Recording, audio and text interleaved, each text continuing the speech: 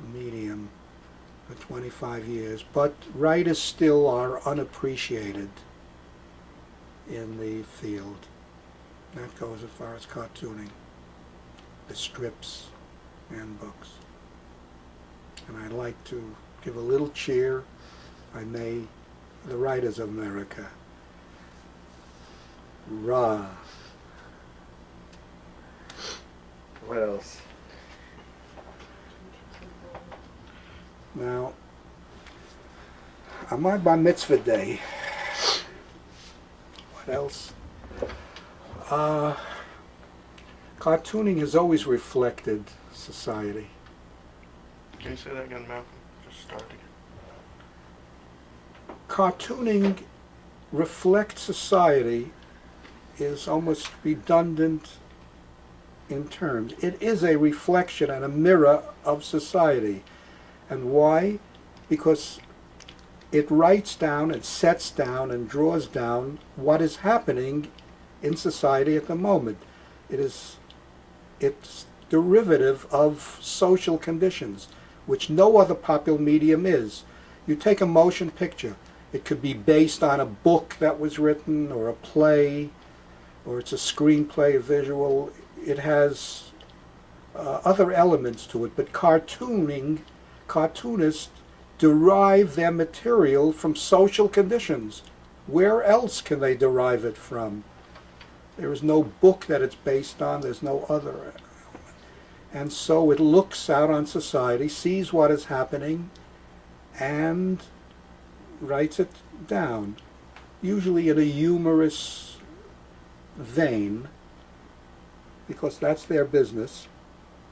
But that vein is very close to the surface and could be punctured very easily. You see, it's a serious form while still being comedic. But it's so close to being a mirror, it is practically the reverse side of a mirror. No question about it. And the only popular art form that I can think of that can be said to be that way. Purely a reflection.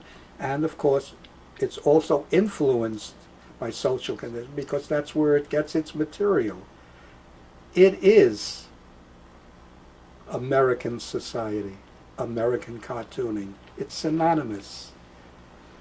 In fact, if we just buried in a time capsule all the cartoons from America, some great power in the year 2500 will look on it and know everything about American society that was important to know.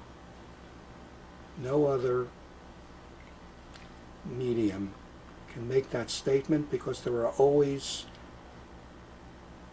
hurdles between society and that medium. Cartooning goes direct from the medium, back and forth. The cartoonists are the chroniclers of society. Got to use that as a quote. If I didn't have to look at you, I could do much better. Yeah, sit here. He's good. I'll sit there. He's giving me better facial reactions. Yeah, I give you Yeah, great. you want to sit down, Jay? I'll sit down. You take pictures. Good. Ask him about his daughter. I want to sit down. I've been standing all day.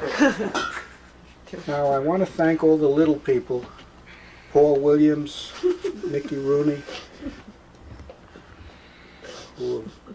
without whose help. What about the Munchkins?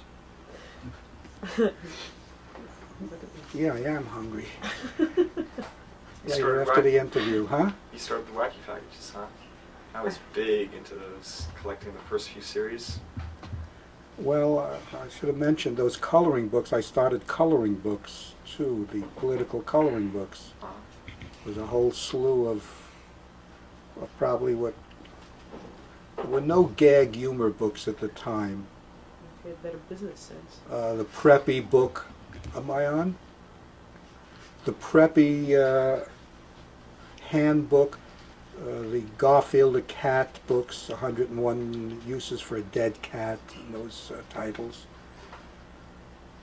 all came about perhaps from the success of things like the JFK coloring book, which, as I say, sold 2 million copies in the hardcover price. That was the cost of hardcover books at the time. And that might have started a trend there. It's hard to say what starts and what doesn't, but you can ponder questions.